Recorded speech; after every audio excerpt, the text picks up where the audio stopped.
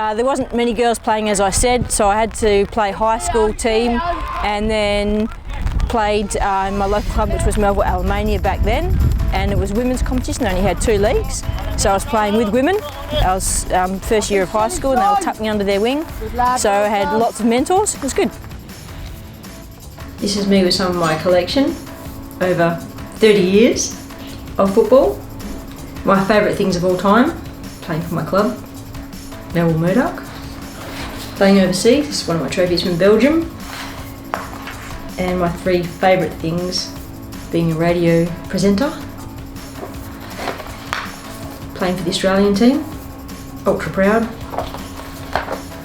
and being a mum at the same club as my daughter and coaching her. Introducing my Australian top from 1993 World Games. I think it was the only time Australia actually played in the World University Games. My training top.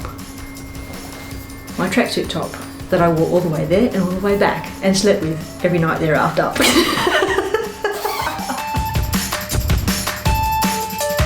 Most people think of Melville for 2 reasons. 1, that we're massive, and 2, that we're really community oriented. It's not purely elitist, it's always been community minded. It doesn't matter as long as you want to play. That's the beauty about the game and the beauty about this particular club as well. The Bangladesh game at NIB, we had 23 of our juniors involved in that day. Out of a total of probably 40 or 50 kids, that's an enormous amount of representation from Melville. So very, very privileged and very happy that that happened. We had ball kids, we had kids on the middle of the field, we had mascots. Of course, all the events that we've run with Perth Glory have always been to me close to my heart because my children have had opportunities to participate as well. And a lot of kids who have been at this club, you see the photos from Perth Glory and you think, wow, that's our kids there. And I think the last Rubel wind-up, that was a fantastic event because that is the start of a new generation.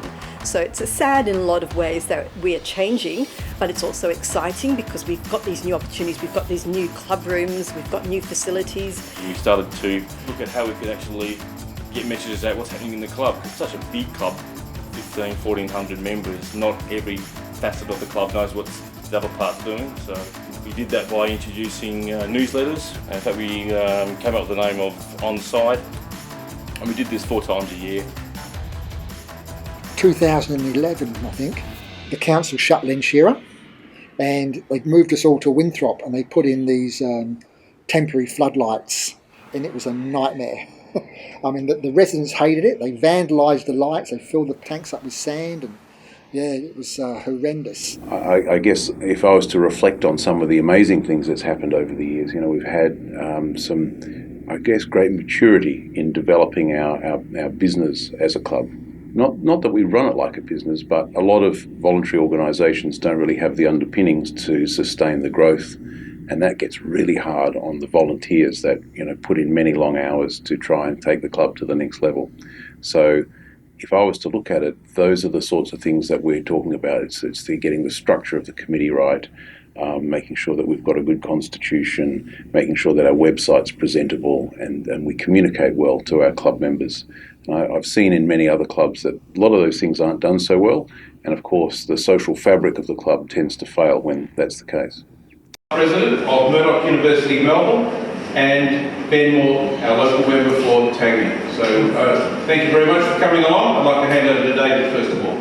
I'm actually the longest serving member of the Perth Glory Community Ambassador Program, and one of the things I love about that is the fact that all clubs that join this have the same sort of issues. So it makes you feel like really football is one big worldwide sport. But some of the things I really love about it is the fact that we get to have a lot more interaction with Perth Glory. For instance, at a recent event, the Rubel Wind-Up, we had 3 women players and one of the boys, Brandon Wilson, and we had the gorilla for 2 hours.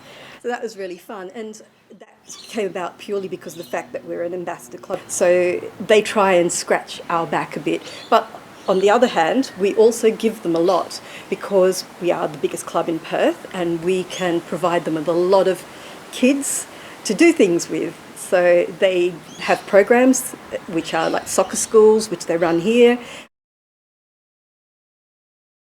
they have such a great time, and we have a great time providing those opportunities for our children.